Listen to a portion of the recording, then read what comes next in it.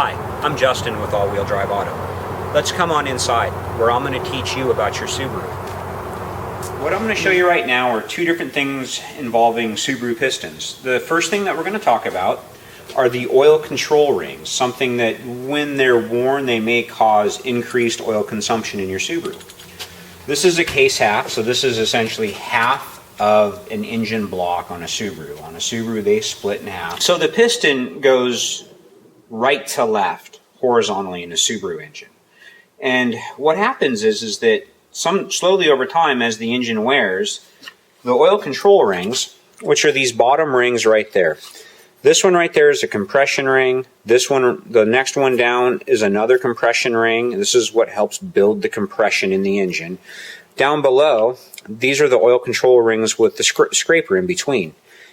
If a Subaru has been allowed to overheat, or as it wears, these control rings can contract inside of the piston and no longer protrude out like these compression rings are.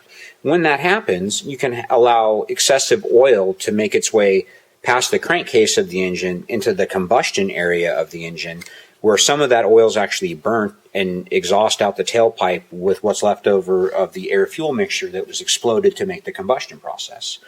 To give you an example of piston wear, is we're looking right there at the skirt of a piston. I want you to now look at that skirt. You see the difference in wear. These these were actually out of the same engine, the first generation 2.5 liter, but you can see the dramatic difference between piston skirt wear, which is going to kind of bring me to my next part here. Piston slap is something that's very prevalent inside of a Subaru, and I'm going to kind of give you an idea of why.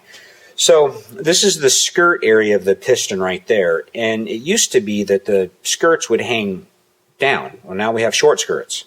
And what happens is that the piston, when going back and forth inside of the cylinder wall, without that extra meat of the skirt, the piston does this a little bit. It doesn't do that nearly as much as I'm actually showing, but a very minor amount, and that's what causes that slapping noise. It doesn't mean that there's anything the matter with the engine. What it does mean is that in order to increase fuel economy, Subaru, like many other manufacturers, went to a short skirt or a skirtless piston to try to reduce drag, because that's what the skirt did, is it basically just drug along the cylinder wall, and it just basically increased friction, which actually meant that it took more gas, a bigger explosion, to push the piston around because of the extra mass. So by removing some of the mass away from the piston, we actually have achieved better fuel economy. The adverse reaction to that is that you now have engines that they're a little noisier than we'd like.